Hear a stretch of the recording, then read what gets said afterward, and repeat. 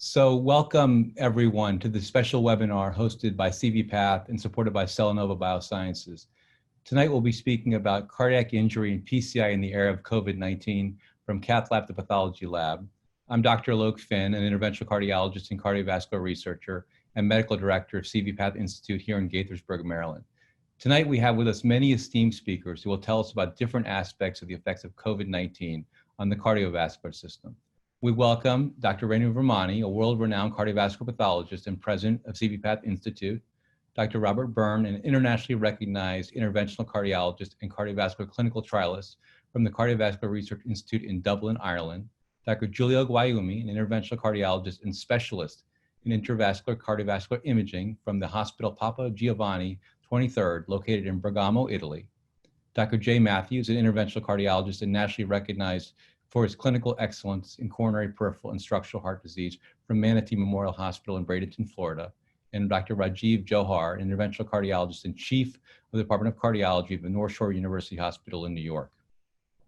Let me briefly review with you tonight's agenda, and we'll try to make this as packed with new information as possible. Dr. Guaiumi will start off by giving us the Bergamo experience in terms of his COVID experience and case-based presentation of COVID-19 and ACS. That will be followed by Dr. Vermani, who will tell us about the pathology of COVID-19 induced cardiac injury. We'll then have about 5 minutes for question and answer, and I'll talk about this in a minute. That'll then be followed by 10 minutes of Dr. Robert Byrne speaking about potential treatments under evaluation, focused on hypercoagulability and anticoagulation as treatment strategies. I will then speak about thromboresistance of different stents compared under simulated cytokine storm conditions. Then Dr. Matthews will give a case presentation. He'll tell us about the current status of COVID-19 in Florida and what to do. What do I do if I have a COVID-19 patient with ACS, understanding thrombotic risk? That will be followed by Dr. Johar, who will present his case experience of COVID-19 in New York and present a high bleeding risk COBRA case.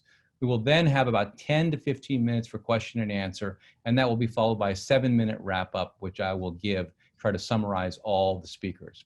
If you would like to ask a question to any of the speakers, we ask that you use the Q&A text function in your Zoom app. We will get to as many as possible during the Q&A sessions, and please ask them at any time.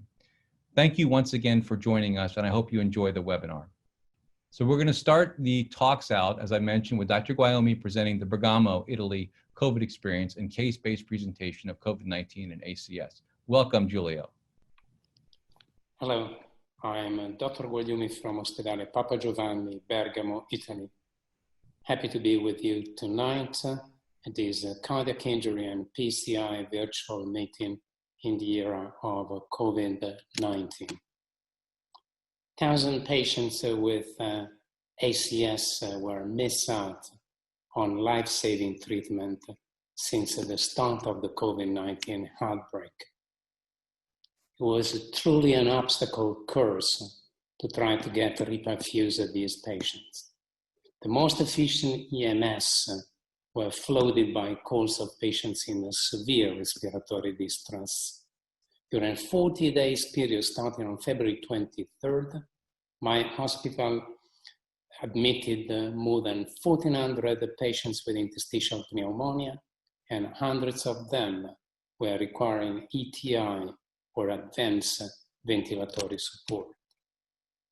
The network was completely disrupted.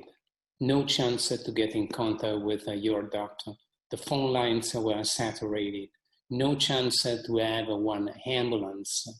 And then a major obstacle in transferring the patients to the hub center, in wearing the PPI, and then again in deciding which type of therapy.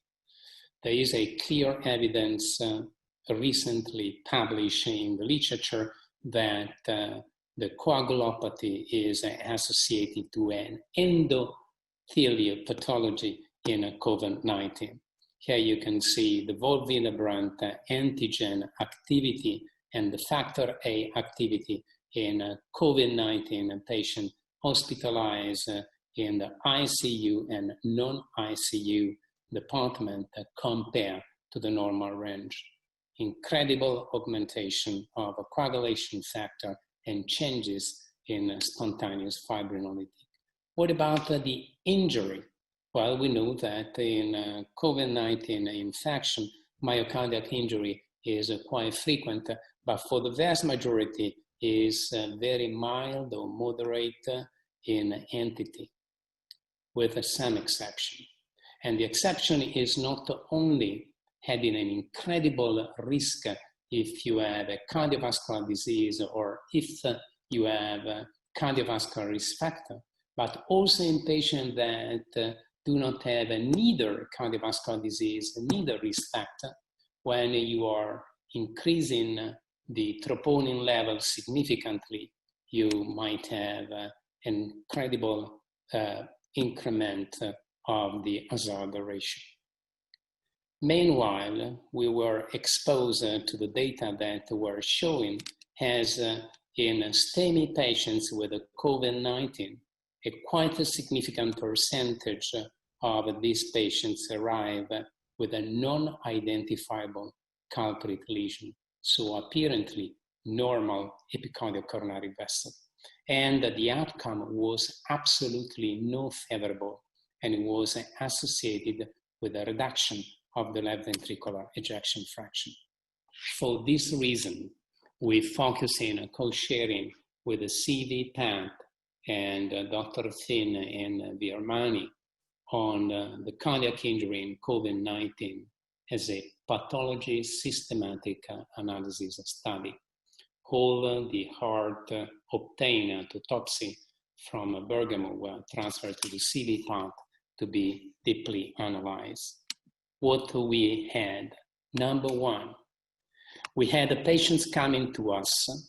This is a case, lady, 43 years old, no cardiovascular risk factor.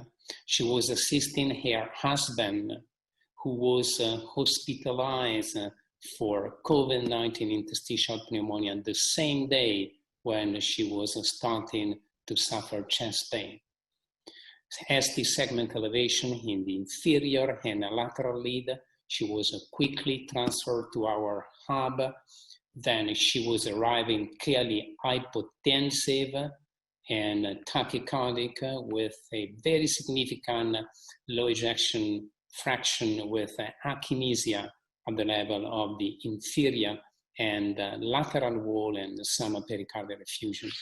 Put on the table immediately to check the coronary artery. The coronary arteries looks normal at the epicardial level with some persistent blush at the level of the distal right coronary artery. So we support immediately here by using intra-aortic balloon pump and inotropes. Here you may see the chest X-ray where there was a redistribution toward the apical part of the flow, but no interstitial pneumonia. She was tested positive to the nasopharyngeal swab immediately performed, and she was transferred to the ICU. Here you have all the essential information, including the hours after the hospitalization, then the vital sign, then the lab data. As you can see, this situation went quite quickly in the wrong direction despite the inotropes and the intra-aortic balloon pump support. She was becoming systematically hypotensive. So because she had a normal coronary epicardial vessel, we were thinking about a myocarditis. So we treat here by using duronavir and a high dose of methylprednisolone and immunoglobulin in infusion with escalating dose of inotropes, and she was quickly deteriorating in terms of lactates, in terms of multi-organ failure. Quite important to understand that the coagulation system in this lady who came with the diagnosis of STEMI was completely changed with a significant increase in prothrombotic fragment F1 plus F2 and the von Willebrand factor, as we previously mentioned, but also a dramatic increase in the inhibitors of PI. And she died in 46 hours. So this is the pathology assessment, then at the CV part. So from a macroscopic point of view, you might see there were regional myocardial infarction on the lateral wall, inferior wall, extended to the inferior wall, also to the right ventricle. This patchy myocardial infarction was extending from the endocardium to the epicardial, with contraction band, with some inflammatory infiltrates, but very relevant. All the small vessels were filled by fibrin-rich and platelet-rich thrombi, as was documented by this positive CD61. And they had immunofluorescence. The vessels were positive for VE cadherin, one endothelial marker, and positive also for CD61, CD42, that is a platelets marker. What about PCR IL-6? So we searched systematically in the entire heart, and you can see that was clearly detected at the level of the inferior wall of the right ventricle, inferior wall, and with some involvement on the septum. The lungs show some pulmonary edema with a microthrombi, and so microthrombi were diffusely observed at the level of the kidney and the level of the spleen. No virus was detected inside this heart.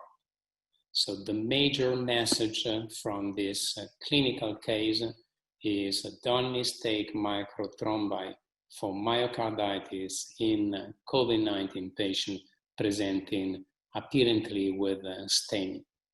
And I think the major conclusion is the case challenge the traditional differential diagnosis of STEMI in the setting of COVID-19 and reveal the potential for microvascular thrombi in absence of epicardial coronary artery disease to be responsible for acute myocardial infarction. So new therapeutic options needed to be explored for these microthrombi. They are observed at the level of the multi-organs. Thank you very much for listening to me. Julia, that was excellent. Thank you so much for that. Next, Dr. Vermani is going to talk about the pathology of COVID-19 induced cardiac injury. I'm Renu Vermani. I'm going to talk on pathology of COVID-19 induced cardiac injury. These are my disclosures.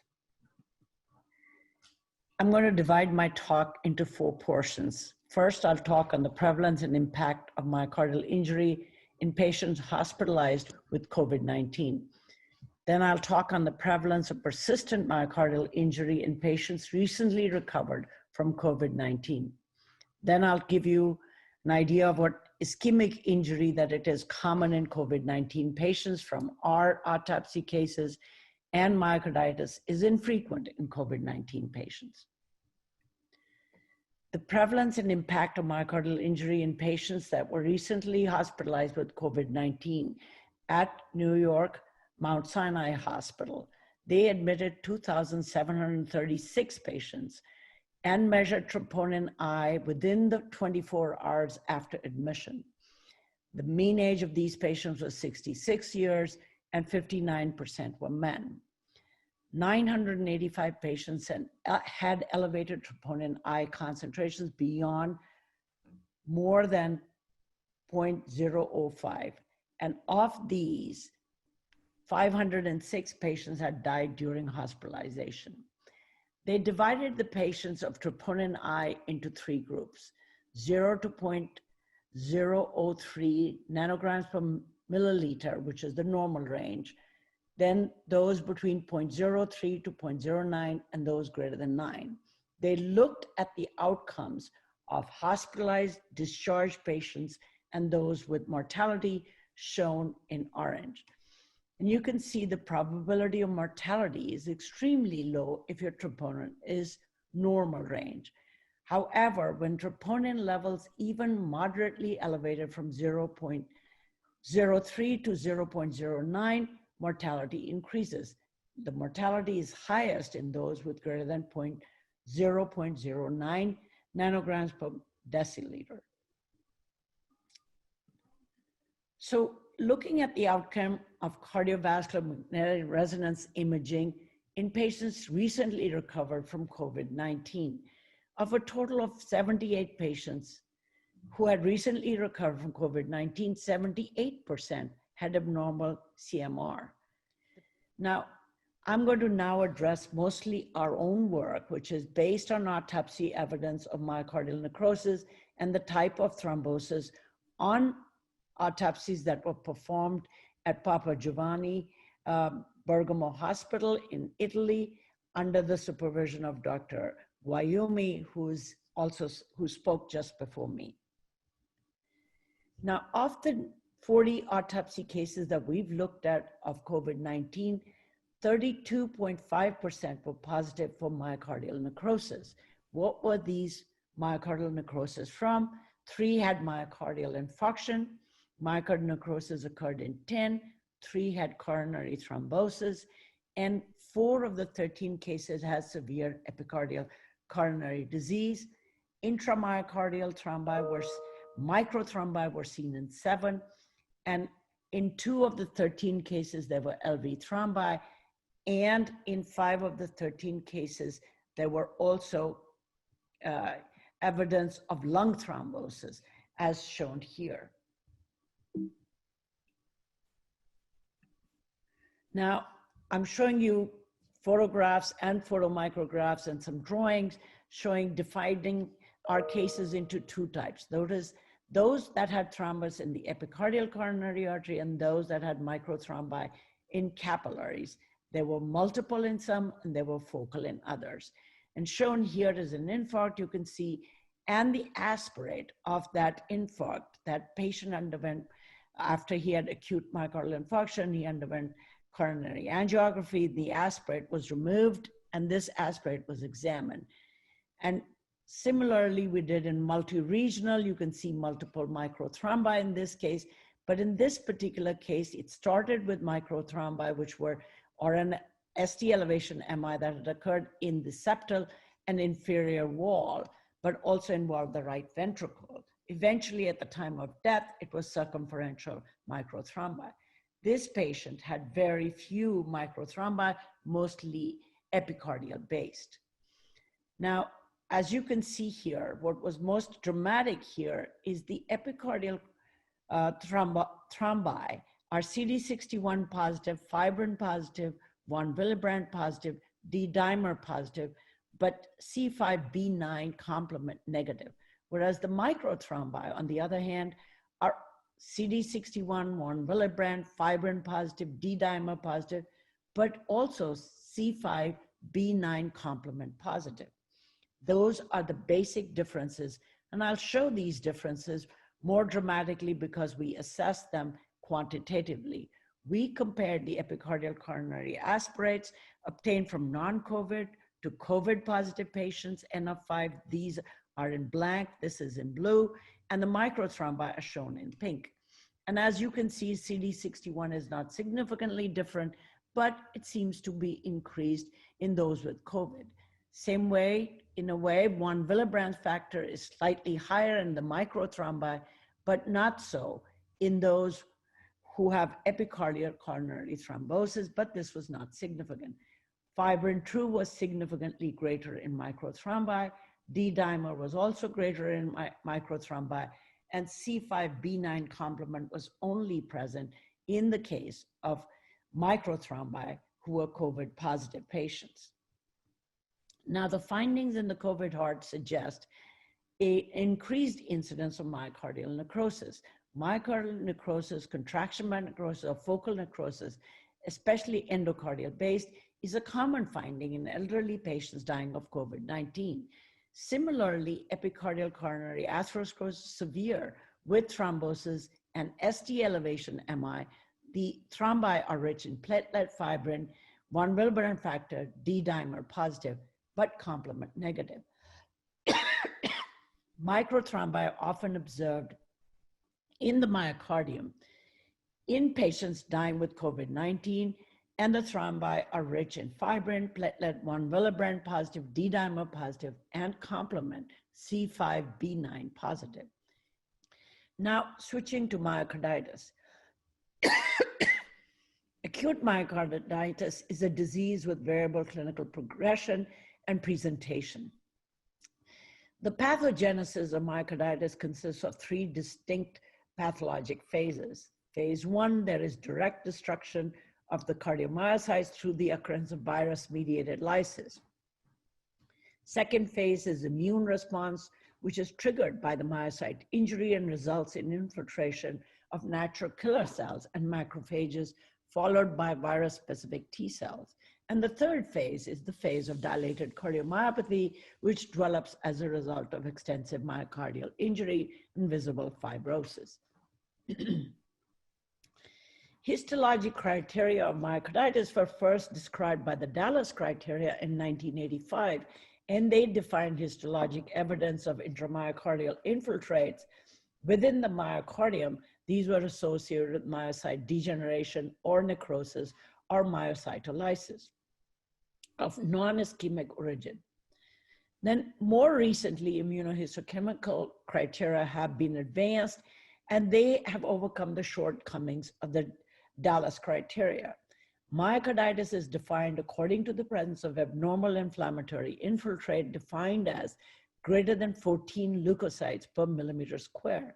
These include 4 monocytes per millimeter square with the presence of CD3 positive T lymphocytes greater than 7 cells per millimeter square. And this has been described in 2008 first, and eventually also shown by European Heart Journal as their criteria.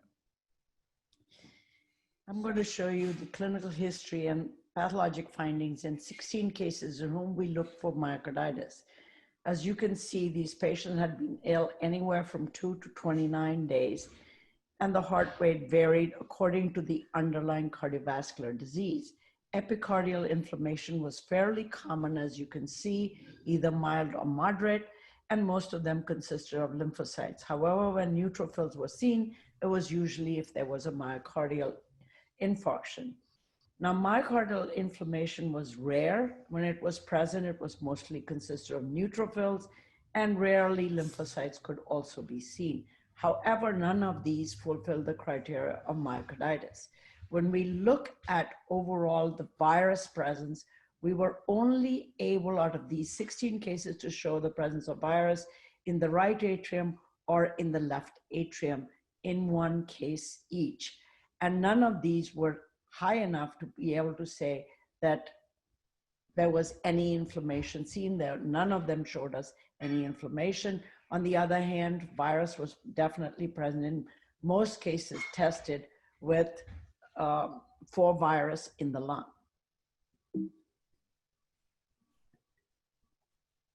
And if you look at this slide, what we're trying to show is comparison of traumatic death with those of COVID-19 and seeing whether what type of inflammation we see, that is T cell or macrophage. You can see the positive cells, CD3 and CD68, was similar in both, whether they were control or COVID positive. However, T lymphocytes were positively seen more frequently in control than in COVID, but monocyte macrophages were more commonly seen in the case of COVID-19 as compared to control, but none of them reached the criteria to call it myocarditis.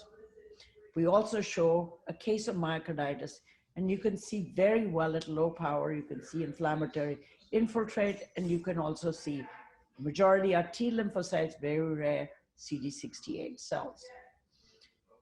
This is a total number of cases that have been published in the literature, 135 cases looking for myocarditis or not. 7 were endomyocardial biopsy, 128 were autopsy cases. And majority are 34 to 94 years in age, majority are males. And if you look at the myocarditis, reported myocarditis was 8.2 according to the authors. But when strict criteria are used, only 3.7 qualify to be called as myocarditis. So in summary, what I have shown you is there is clinical evidence of myocarditis may be considered high, that is 8.2, but using strict criteria, histologic evidence is low, 3.7. Of the 40 cases examined from Italy, we have not seen a single case of myocarditis. Most common cardiac findings in patients dying with COVID-19 is myocyte necrosis from three main causes, either epicardial coronary artery disease or microthrombi, and I didn't have time to show you these intramyocardial coronary emboli from PCI or from LV cavity. Thank you. Great. That was an excellent talk. Now we have a few minutes to have some question and answers from the audience or from the panelists. I'd like to start the question and answer session by asking Dr. Guayomi a few questions. You know, Julia, you have such incredible experience firsthand with the pandemic in Bergamo. What did you learn about the way we evaluate patients with cardiac injury that we could do better, that you perhaps regret or you think we should have done better in terms of, or we could do better now? And are there any therapies you thought empirically were working that we should be using now? Okay, let's start from the second. I think that the cases we saw were very informative about the importance of the anticoagulation. And despite the fact that we have no evidence-based guidance in therapy, I think that we have enough data to support that anticoagulation is a pillar of the treatment as soon as possible when the patient comes in the hospital. We have observational data talking about full anticoagulation of prophylactic anticoagulation coming from the Mount Sinai in terms of a good impact in terms of outcome. I think that the current anticoagulation that we have in clinical practice is only one piece of what we would like to have. And there were data show tonight about the crucial role, for instance, of the complement, and start thinking about inhibitors of the C5 protein of the complement, or we can see differently in terms of anticoagulation, new potential drugs. I think this is one of the essential to be combined with antiviral drugs, and then we needed to have definitely a response from other therapy, glucocorticoids, especially at the inflammatory last phase, or the inhibitors of the cytokines. That is another very promising therapy.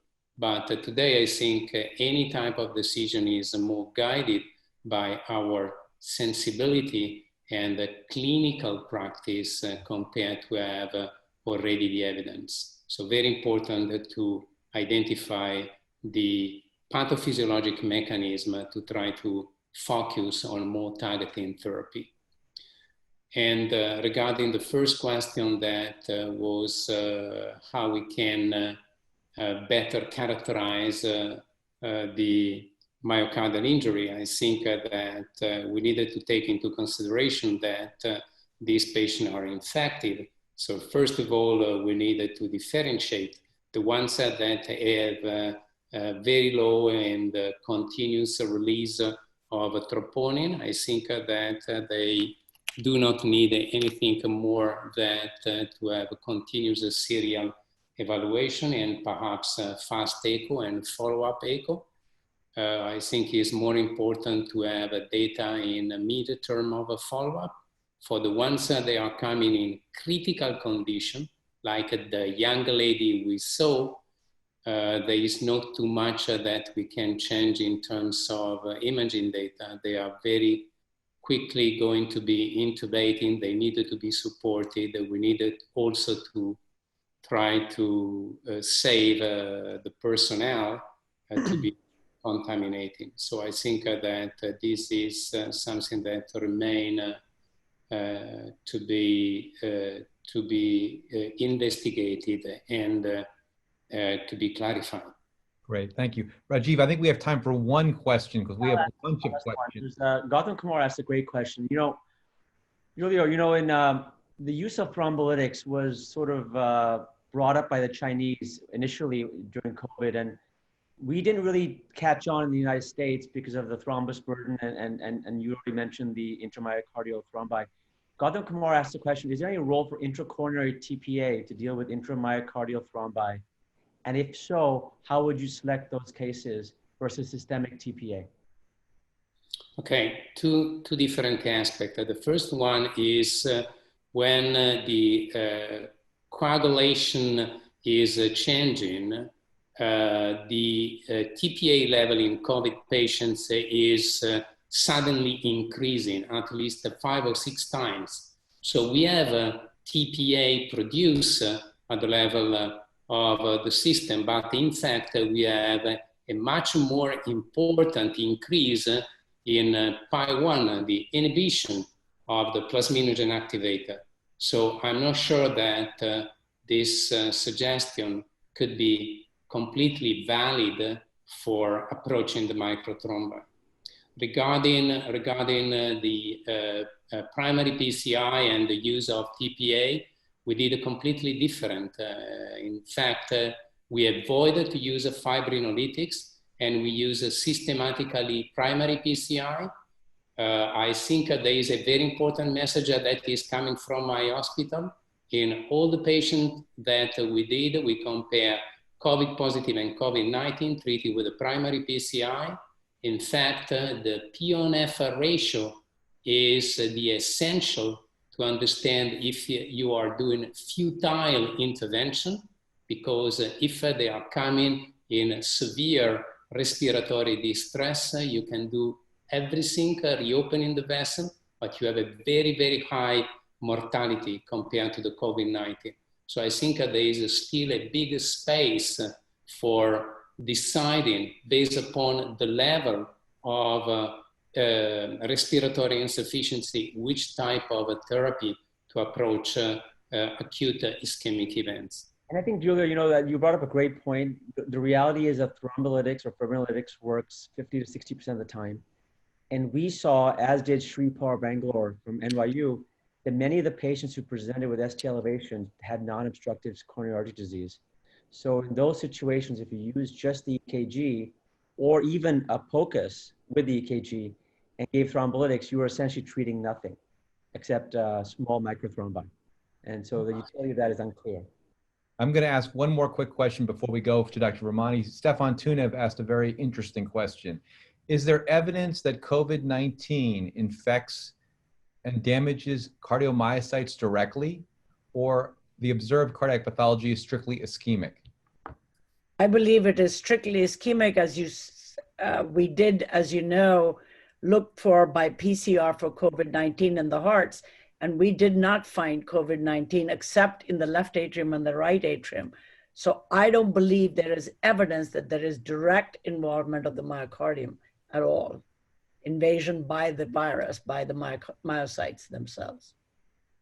Okay, we've got a lot of questions, but I'm going to move on because I think we won't otherwise get to our other question and answer session. We can go back to these, Rajiv, in our larger question and answer session. So next, let's move to another talk. Dr. Byrne is going to present potential treatments under evaluation, focus on hypercoagulability and anticoagulation as a treatment strategy. Good evening, and thank you for the invitation to present at this symposium on cardiac injury and PCI in the era of COVID-19. My name is Robert Byrne. I'm an interventional cardiologist in Dublin, Ireland, and I'm delighted to talk on potential treatments under evaluation. This is the agenda for the next 10 minutes or so. I'll start with a few words on the pathogenesis of thrombotic complications, building on what you've heard elsewhere. Say a couple of words then on clinical implications and potential interventions with regard to pharmacological therapy. Explain then why the Polysina F-coated stents might be a potential solution in patients at heightened thrombotic risk, and then give you a short update on the COBRA Reduce randomized controlled trial, which is fully enrolled and will present primary endpoint data shortly. These are my disclosures. By way of introduction, then, the pathogenesis of thrombotic complications of COVID-19 have become increasingly clear as the pandemic has evolved. There's likely a spectrum of risk: patients with asymptomatic or mild infection, or mild infection at slightly lower increased risk of thrombotic complications, and patients with moderate to severe COVID-19 infection seem to have a clear excess of thrombotic events, both in relation to venous thromboembolism and indeed to arterial thrombotic events. If you look at the risk factors, then many of the risk factors you would expect portend an increased risk of venous thromboembolic embolism, in particular, including consequences of acute illness, stasis, volume depletion, and multi-organ injury. If you look at the hemostatic abnormalities, then seem to be characterized by microthrombi in the pulmonary, but also in other vascular beds, and in advanced cases, intravascular coagulopathy. These go hand in hand with myocardial injury, which we know since early in the pandemic seems to complicate course in about 20% of hospitalized patients. The clinical outcomes then related to this increased thrombotic risk range from venous thromboembolism through to myocardial infarction and disseminated intravascular coagulation.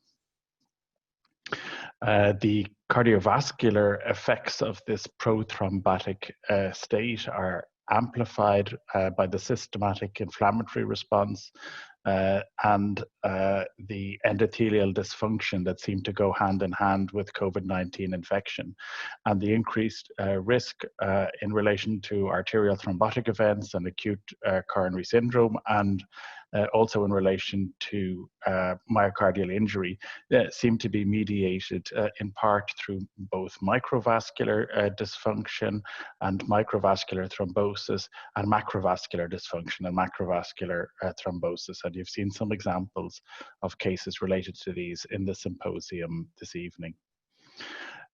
In terms of the clinical implications in relation to cardiac disease and potential interventions, then I've just chosen two areas.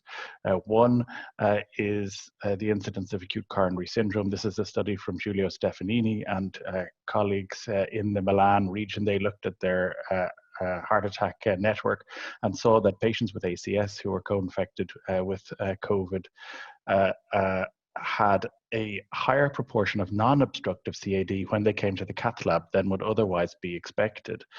This was more marked in non-ST elevation acute coronary syndrome, as you might expect, but up to 40% of patients presenting with ST elevation myocardial infarction didn't have evidence of obstructive disease and angiography.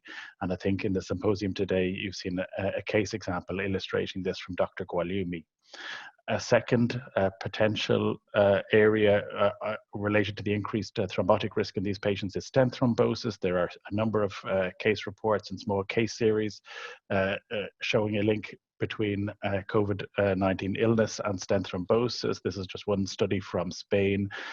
Authors reporting cases of acute on the left and late stent thrombosis on the right. The acute stent thrombosis in a circumflex stent in this instant, and on the right then a patient who had abrupt vessel occlusion in the proximal LAD many years after a previous LAD stenting, and it seemed to complicate the course of a COVID-19 illness. What can be done about this increased thrombotic risk? Well, in terms of current guidelines, there are a number of sources out there. This is from the NIH, but the ESC also has a document, and many of the other professional societies have guidance documents in relation to antithrombotic therapy. They say that hospitalized patients with COVID-19 should receive venous thromboembolic prophylaxis as per standard of care, and also in relation to anticoagulant or antiplatelet therapy to prevent arterial thrombosis. They say this is not indicated outside the standard of usual care in patients who don't have COVID-19. So we know there's a problem, but there isn't a specific guidance in terms of antithrombotic therapy at the moment. This is a position paper, Bigdelli et al., published in JACC on the cardiovascular and thrombotic complications of COVID-19. Apologies for this busy slide, but they call out in this table areas that require further investigation. You could see there's quite a few areas that require further investigation, but one is whether or not higher dose of anticoagulants confer net benefit. And while there aren't many studies examining the impact of antiplatelet therapy in terms of antithrombotic therapy with heparin, there are a number of studies ongoing. This, I think, is the largest, randomizing up to 3,000 patients.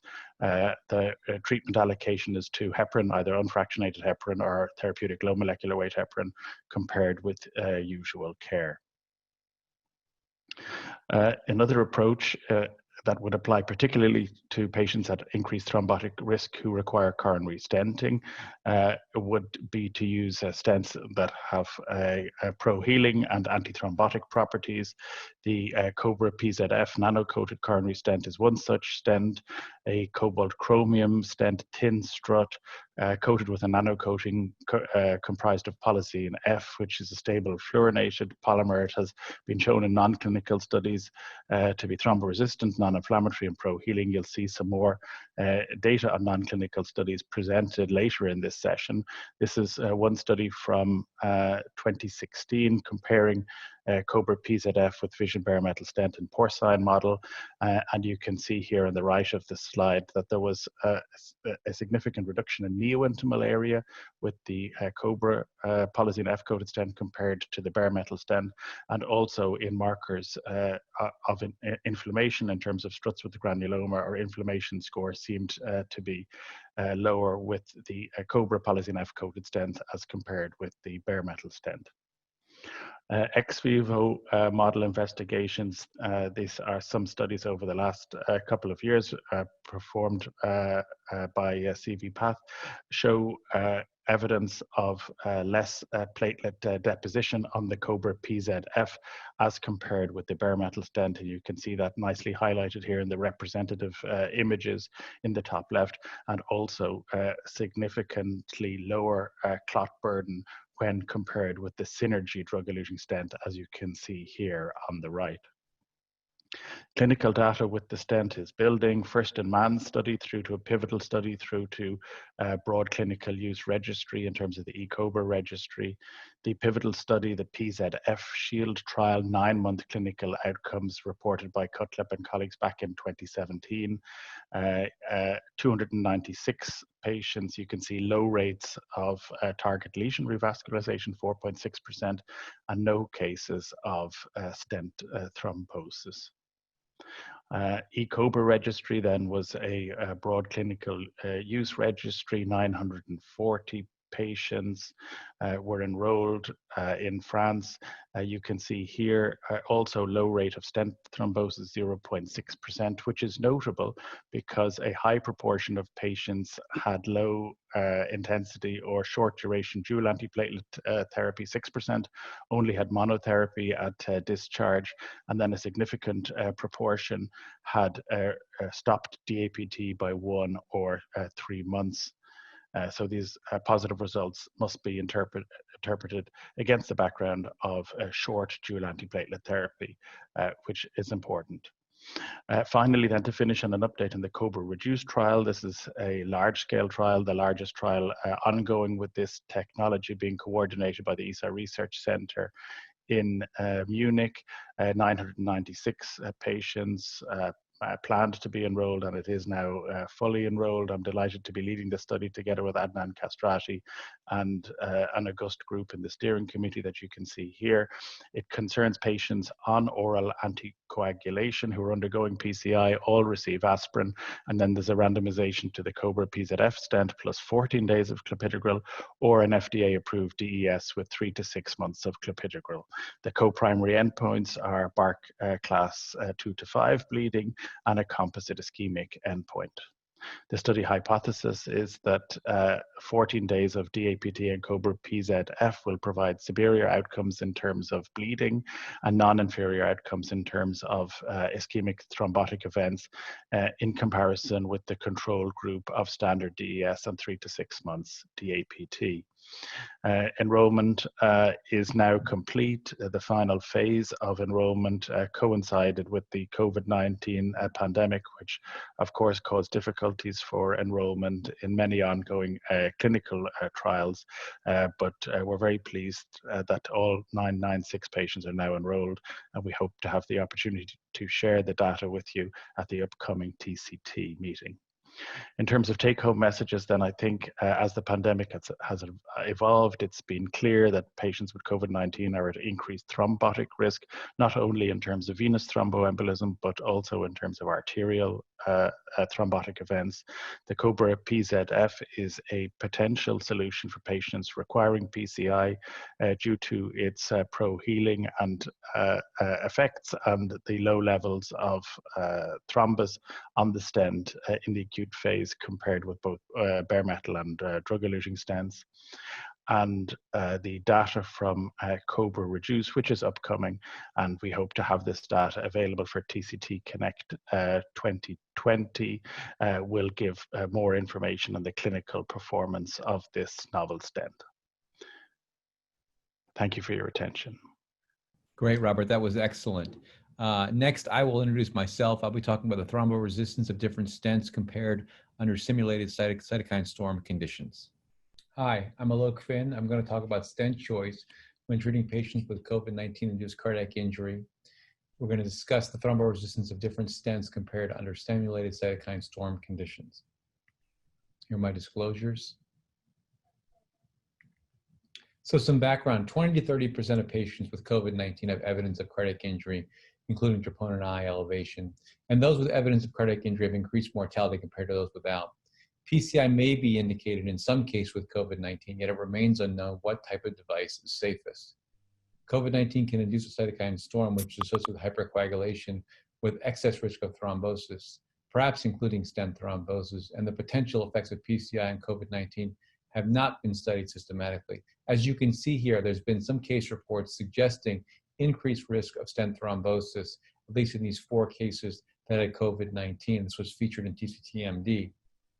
A more recent study by Chowdhury et al. Basically studied a consecutive series of patients with STEMI with and without COVID-19 and divided them up by stent thrombosis, multivessel thrombosis, modified thrombus grade, blush grade, and D-dimer. And you can see cases with COVID had greater evidence or greater risk of stent thrombosis, greater risk of multivessel thrombosis, greater modified grade thrombus, grade 4 or 5, so larger amounts of thrombus in the coronary, worse myocardial blush grade, significantly worse, and greater D-dimer levels. So COVID-19 can induce a cytokine storm, and in this paper published in JCI Insight recently, they compared patients with severe COVID infection versus non-severe COVID infection patients. As you can see here, patients with severe COVID disease had greater requirements for oxygen than non-severe patients. They also had greater levels of inflammatory cytokines as indicated in the red circle. You can see cytokines such as IL-8, IL-1 beta, TNF-alpha, RANTES, MCP-1, IL-6 were all greater in patients with severe COVID versus non-severe COVID. And the results basically suggested an overexuberant response of pro-inflammatory cytokines is involved with COVID-19 in severely sick patients. And basically serum IL-6 and IL-8 were closely associated with disease progression. The purpose of the following study was to compare the thromboresistance of different stents under cytokine storm conditions. We wanted to specifically examine the effects of a fluorinated polymer coated stent, that is the PZF COBRA stent, versus an uncoated stent versus an abluminally coated drug-eluting stent, Synergy in this case. So in this study, we directly compared a thin strut cobalt chromium stent, that is the COBRA BMS, an identical COBRA thin strut cobalt chromium stent covered with a modified polysine F fluorinated polymer called the COBRA PZF nano-coated stent. And we compared this to the Synergy stent, which, as you all know, is a thin strut platinum chromium drug-eluting stent with an abluminal PLGA bioabsorbable polymer coating which elutes everolimus. The luminal surface of Synergy, notably, is bare metal.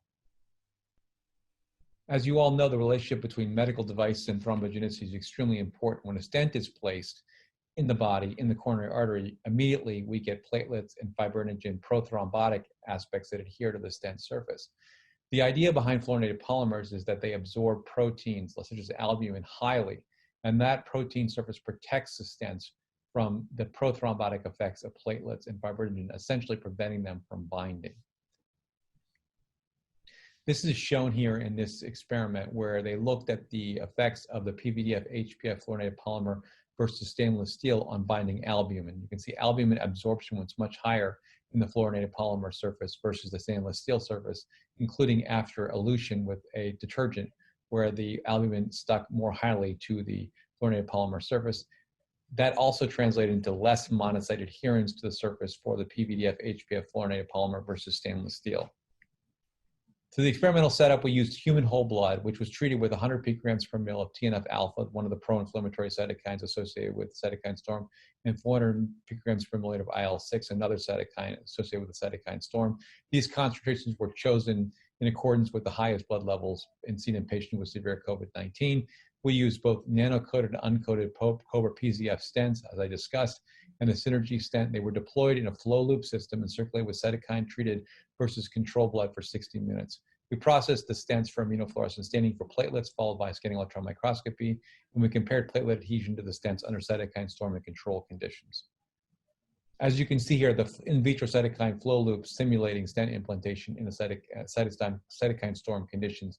You can see each stent was placed in a separate flow loop condition with human blood flowing through, simulating coronary shear rates. We used silicone tubing for this, and their blood was circulated for 60 minutes. So what did this experiment show?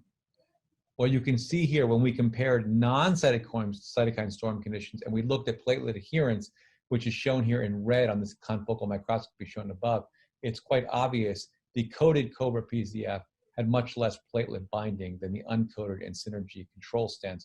Overall, Synergy had the most platelet binding versus the Cobra PZF uncoated stent. That's shown here in the bar graphs, where we look at two separate aspects of platelet binding, both the platelet covered area under control conditions as well as the staining intensity, and we basically multiplied these to get a platelet adhesion value. You can see Synergy had by far the most platelet binding, followed by the uncoated Cobra PZF and the coated Cobra PZF. And that's shown here in the scanning electron microscopy. You can see here, this is the coated Cobra PZF blood control. You can see there's hardly any platelet binding shown on the struts, which correlates quite nicely between the SEM and the confocal microscopy with just a few platelets.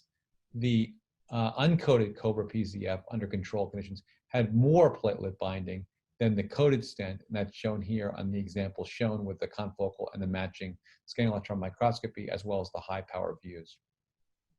The Synergy by far had the most platelet binding. You can see here shown on the confocal microscopy as well as the SEM. There was far more, as I showed you, in the Synergy stent. So how about under cytokine storm conditions? What happened? Well, you can see overall there was more platelet binding under storm conditions.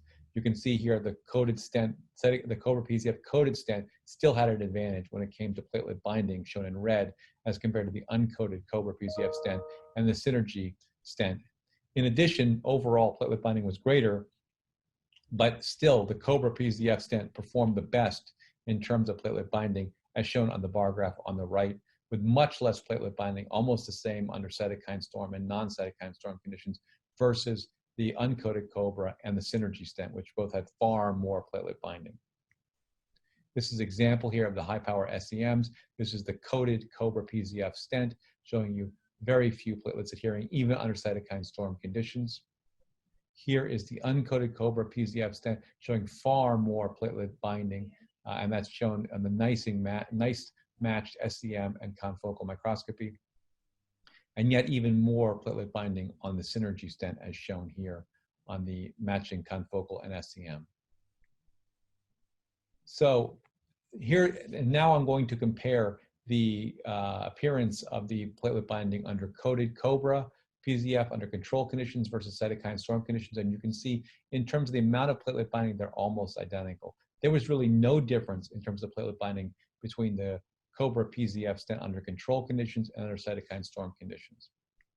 This was not the same for the uncoated Cobra PZF stent, where there was significantly more platelet binding under cytokine storm conditions than under control conditions, suggesting again, that the cytokine storm does induce a hypercoagulability, which really is seen best in stents with a metallic, bare metallic surface. This was also seen in the synergy stent, where really there was so much binding under control conditions that there was really not a lot of difference seen between control and cytokine storm conditions, perhaps a little bit greater platelet adherence, but not a lot, perhaps because there was already so much platelet binding. In conclusion, this is the first experimental examination of the performance of different stents under simulated cytokine storm conditions. The COBRA PZF stent showed the most favorable antithrombogenic properties. This was seen under control conditions, although it was more pronounced under cytokine storm conditions, especially compared to uncoated control stent and as well as the synergy stent. Metallic surfaces, that is those seen in the COBRA, uncoated COBRA and the synergy, perform poorly compared to fluorinated polymer surfaces in terms of platelet adhesion, and platelet adherence overall was highest in synergy regardless of conditions. Platelet adhesion was significantly increased under cytokine storm conditions in uncoated, but not in the coated COBRA. The antithrombogenic properties can be attributed to the unique nanocoating of the COBRA PZF, and the use of COBRA PZF might be a promising treatment for COVID-19 patients given its thromboresistant profile. Thank you for your attention. Great. Let's move on to our last two talks. Dr. Matthews is going to tell us about the current status of COVID-19 in Florida, and what do I do if I have a COVID-19 patient with ACS, understanding thrombotic risk. This will take us back to the clinic and allow us to see what people are seeing firsthand in terms of their COVID experiences. Hello, my name is Dr. Jay Matthews. I'm the director of the Cardiac Cath Lab at Manatee Memorial Hospital. I have the pleasure today to share some COBRA cases during the COVID-19 pandemic. Our hospital is notable for progressive cases since March. Our ICUs remain at capacity, and we've seen a lot of increased COVID-related thrombotic events, including increased stroke, VT events, acute limb ischemia, myocarditis, and COVID-related STEMI and NSTEMI. There have also been a lot of non-COVID-related halo effects, including delayed presentation MI with mechanical complications, including VSD, non-COVID-related VTE with very organized thrombus, and delayed presentation acute limb ischemia with neuromotor dysfunction, ultimately leading to amputation.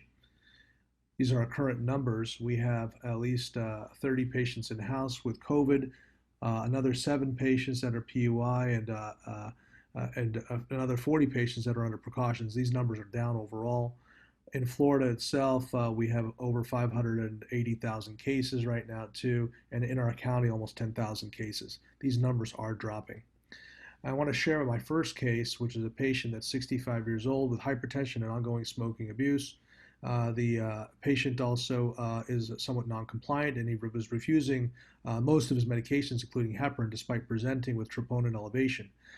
He had really non-specific symptoms, but his troponins were increasing, so we decided to take him to the cath lab. His labs were just remarkable for anemia, which may have been related to his long-standing alcohol abuse. In addition, he did have some elevation of his pro-BNP. His platelet count was okay. The only reason we knew that he was COVID positive was because we tried to check COVID status prior to performing procedures in the cath lab, and he was found to be an asymptomatic positive case. This is the reason why we didn't have a lot of the acute phase reactants that we would normally get with COVID patients. So in this case, you can see that there's a high-grade proximal LED occlusion, and despite this really severe lesion, the patient wasn't having a ton of symptoms, and you can see on this other view how significant this is. His LV function was remarkably preserved despite this occlusion. After crossing this, we ended up performing a high-pressure balloon inflation, in addition to using a cutting balloon as well too, in order to be able to deliver any equipment. We did perform intravascular ultrasound, which suggested that there was a significant amount of calcium. The COBRA stents did cross quite easily, and we placed a 2.5 stent in the mid-segment at 14 atmospheres, and also approximately another 3.0 stent as well at 14 atmospheres. Afterwards, we post-dilated this to 3.0 and 2.5 respectively, and you can see our results were excellent with improved TIMI3 flow. Intravascular ultrasound revealed no evidence of edge dissection or distal vessel compromise, and the patient did well. And now this type of patient in general, given the fact that his D-dimer was elevated as well too, normally we would have put him on some type of DOAC as well too for at least a month. And anecdotally, we've seen some improvements in these types of patients doing that type of therapy. However, he refused anticoagulation, but was able to take the aspirin and Plavix that we prescribed post-procedure. He's somewhat lost to follow-up at this point, unfortunately, so we're not sure what his ultimate outcome was going to be, which is one of the reasons why I was pleased that we did use Cobra stents in this particular case. This is a different type of patient, obviously a lot more sick. He's a 75-year-old gentleman with known metastatic pancreatic cancer. Status was chemotherapy 2 months earlier. He was admitted with chest pain, diarrhea, and fevers. In the later phase of the pandemic, a lot of our COVID patients started having more GI-type symptoms, and that was very typical. He had actually presented to the hospital 3 days early with atypical chest pain with negative cardiac enzymes. But on this presentation, he showed up with inferior ST elevations. His troponins, and this is a regular troponin I, was quite high at 40 with an elevated pro-BNP. In addition, his LDL was quite low at 14. His white count initially started okay, but then dropped significantly to 1.83. His platelets were dropping, and he was also anemic. In addition, as expected, a lot of these acute phase reactants were elevated with an elevation of the CRP, ferritin levels, procalcitonin, and ESR, and his D-dimer was also quite high. As expected, his COVID-19 did turn out to be positive. You can see here he has a proximal RCA occlusion with TIMI zero flow.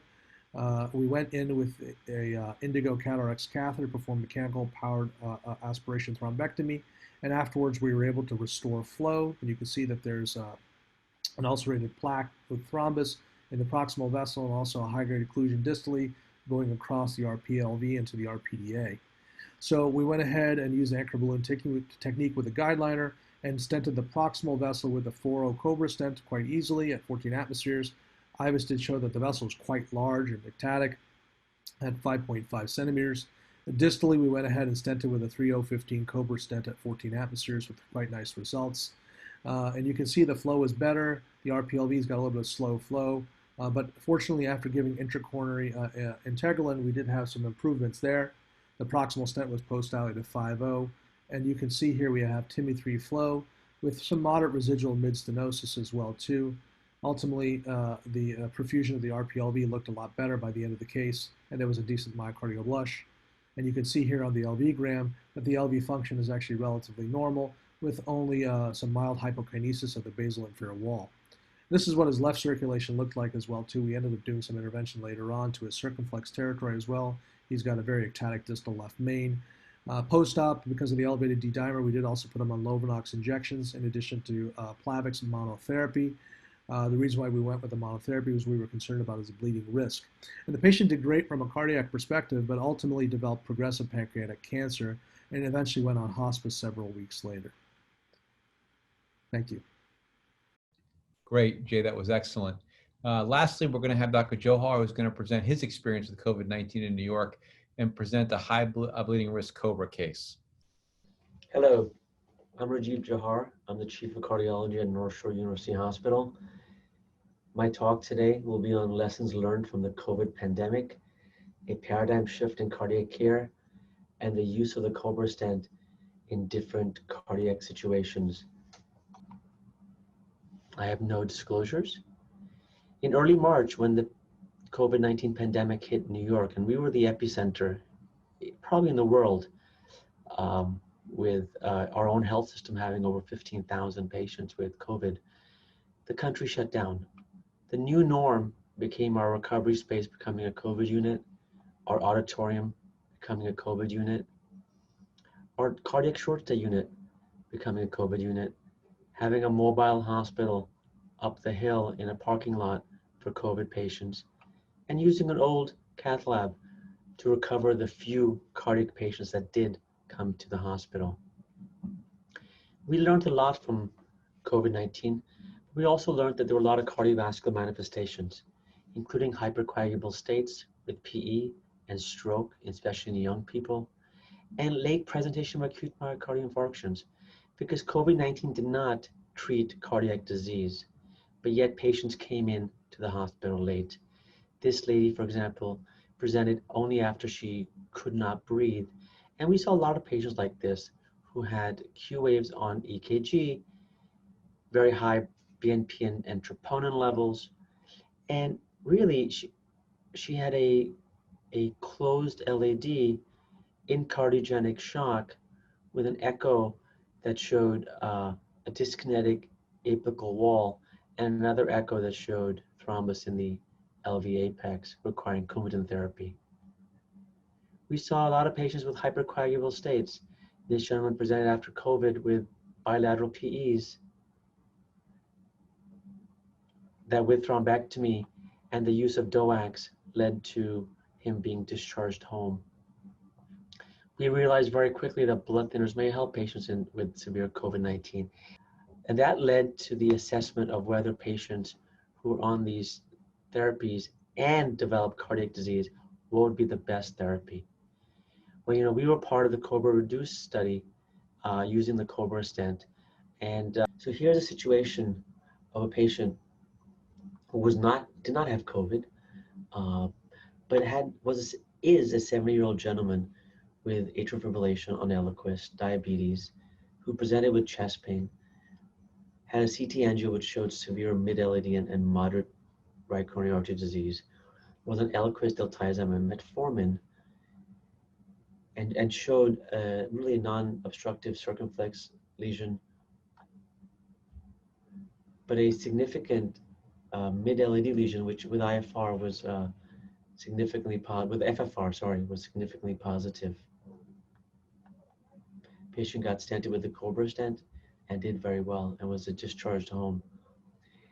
These are the situations we can extrapolate into the COVID era with patients who have COVID on a DOAC or vitamin K and require intracoronary stenting. In this situation, the COBRA stent may actually provide the short DAP therapy that is necessary to decrease the risk of bleeding.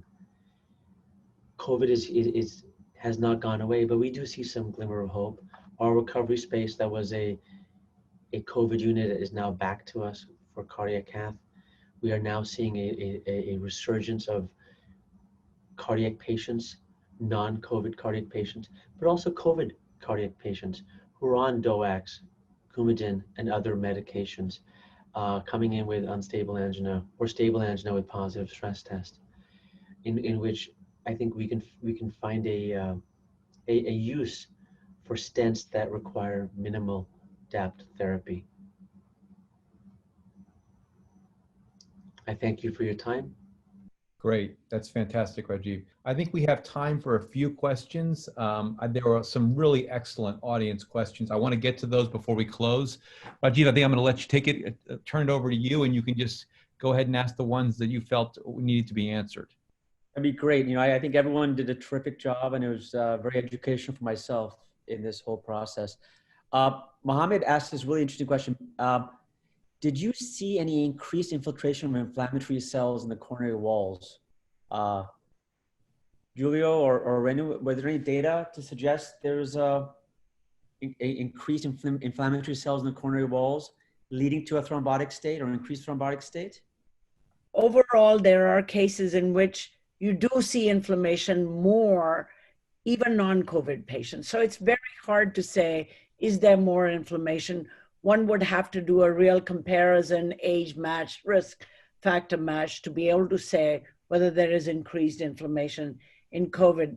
I've seen some cases in which definitely there's a lot of inflammation in the arterial wall, but I've also seen non-COVID patients with the same thing. So I can't say whether it is true or not. And Renu, did you see any patients, was there any evidence of replicating virus in endothelial cells in these microthrombi cases? No, we've not seen replicating. We've not seen in the endothelial cells. And as I said, PCR was negative in these cases, especially in the woman that Dr. Guayumi showed. We could not detect any virus in the heart at all. Right. And look, Stephen Epstein asked a great question. Should all these patients, you think, be put on immunotherapy, since the primary problem seems to be an immune response that targets the coagulation system? Should we be using more immunotherapy? And I guess that goes to the question of the use of prednisone or the IVIG that's been shown in some studies. Yeah, I think that's a great question. I think this is a situation driven by hyperinflammation. There's no question about that. And that may be something that, I think there, as you know, there was some data with dexamethasone. It's been some controversy about it, but there was some initial data that showed it was promising.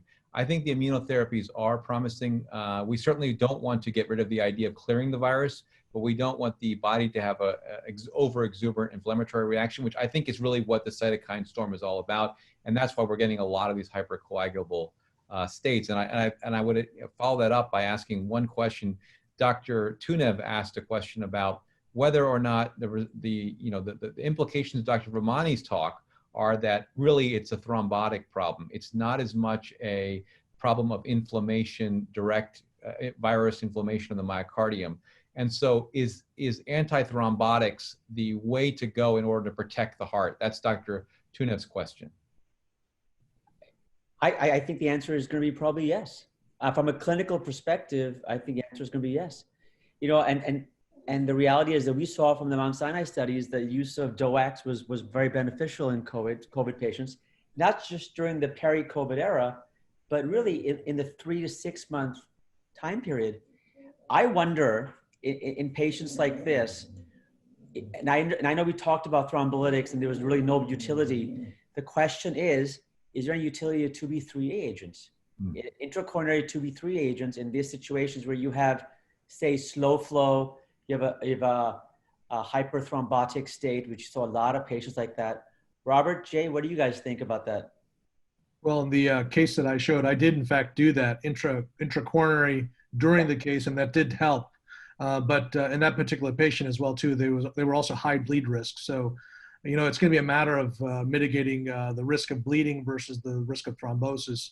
And if you have a patient that continues to be on, low molecular weight heparin post-procedure plus dual antiplatelet therapy, do you also then consider putting them on a 2B3A? That's a lot of agents all at once, and obviously it can be problematic.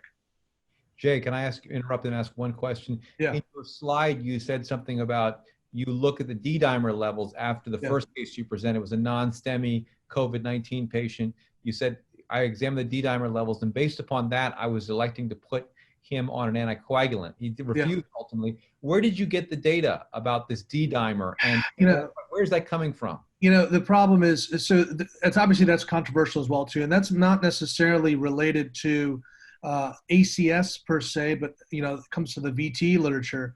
And our protocol at our institution has been to place these patients either on low molecular weight heparin or a DOAC post-procedure if they have an elevated D-dimer on presentation. So for some of these patients, we think that they could have, obviously if they have ACS, but they could also have, a potential for VT as well.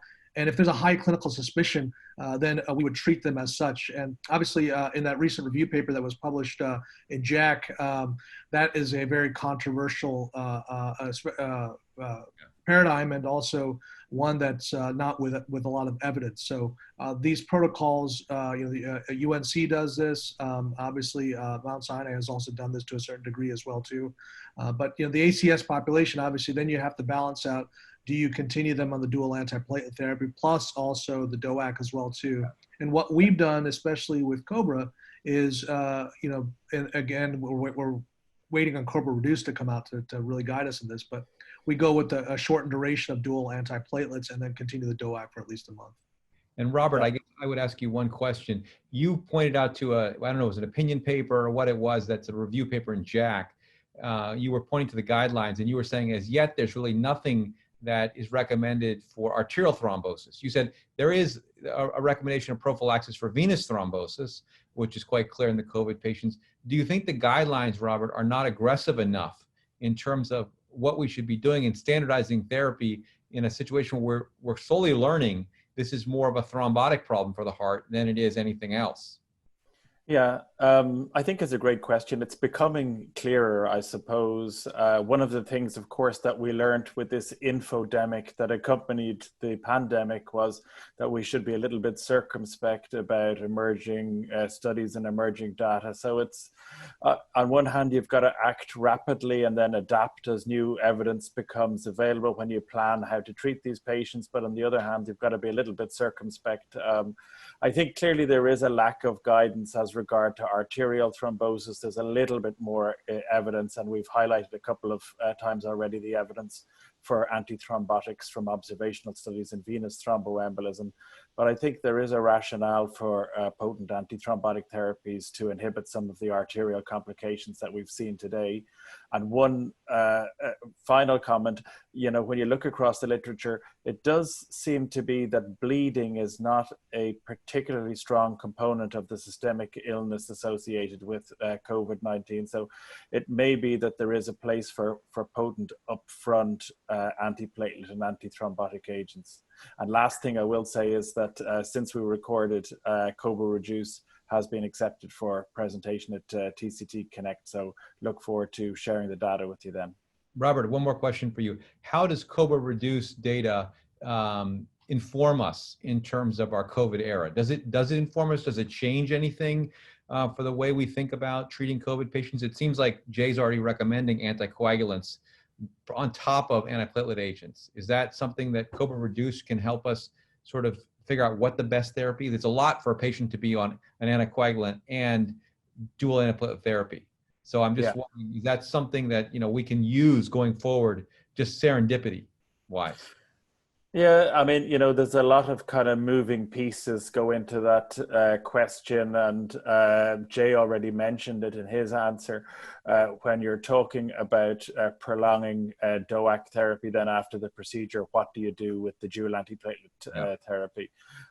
So, you know, in some respects, COBRA Reduce will give us some insight into the kind of relative risks benefits or net clinical benefit compared with standard DES and a slightly more prolonged dual antiplatelet therapy. So it'll give us some guidance. Of course, it's extrapolation. Rajiv, any more questions before we close? Did you want to get to anything else or not?